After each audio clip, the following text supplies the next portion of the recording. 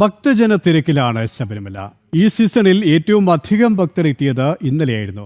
1,17,000 ഭക്തർ ഇന്നലെ ദർശനത്തിനെത്തി. അതേസമയം ശബരിമല ഡ്യൂട്ടിയിലുള്ള ദേവസ്വം ജീവനക്കാർക്ക് വോട്ട് ചെയ്യാനുള്ള അവസരം നിഷേധിക്കുന്നതിൽ വലിയ വിമർശനമാണ് ഉയരുന്നത്. അരുൺ കൊടുങ്ങൂർ തയ്യാറാക്കിയ റിപ്പോർട്ട് കാണാം.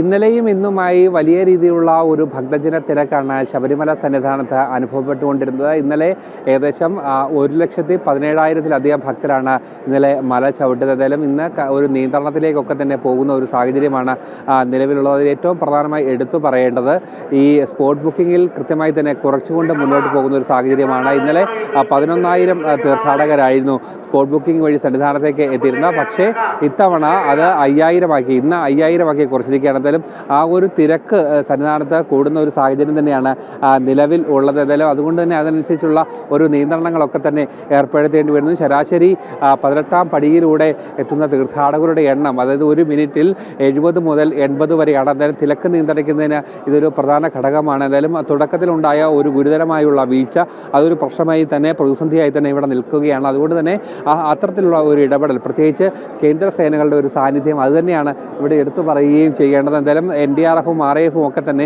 ഇവിടെ കൃത്യമായ ഒരു തിരക്ക് നിയന്ത്രണത്തിൽ കൃത്യമായ ഇടപെടൽ നടത്തുന്നു എന്നതാണ് ഏറ്റവും പ്രധാനപ്പെട്ട കാര്യം. അതോടൊപ്പം തന്നെ ഇന്ന് പോലീസിൻ്റെ പുതിയ ബാച്ച് കൂടി ചുമതലയേറ്റിരിക്കുകയാണ്.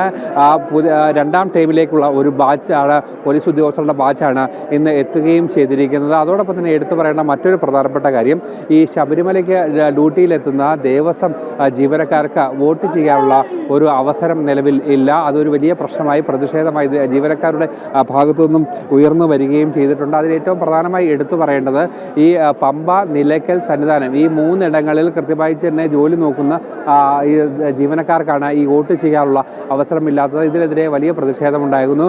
NGO സംഘടകം വലിയ ഒരു പ്രതിഷേധവുമായി രംഗത്ത് എത്തുന്ന ഒരു സാഹചര്യമാണ് നിലവിലുള്ളത്. എന്തായാലും ബദൽ സംവിധാനം ഏർപ്പെടുത്തണമെന്ന് ഇവർ ആവശ്യപ്പെട്ടിട്ടുണ്ട്. പക്ഷേ ഇതുവരെയും അത്തരത്തിലുള്ള നടപടിയിലേക്ക്, ക്രമീകരണങ്ങളിലേക്കൊന്നും തന്നെ പോയിട്ടില്ല. അതൊരു വലിയ പ്രതിഷേധത്തിലേക്ക്, ജീവനക്കാരുടെ ഒരു വലിയ പ്രതിഷേധത്തിലേക്കാണ് പോയിരിക്കുന്നത്. കഴിഞ്ഞ ഈ ത്രിതല പഞ്ചായത്ത് തെരഞ്ഞെടുപ്പിനും ഇതുതന്നെയായിരുന്നു അവസ്ഥ. എന്തായാലും ഈ ഒരു പ്രശ്നത്തിനൊരു പരിഹാരം കാണണം, ബദലൊരു സംവിധാനം ഒരുക്കണമെന്നാണ് ജീവനക്കാർ ആവശ്യപ്പെടുന്നത്.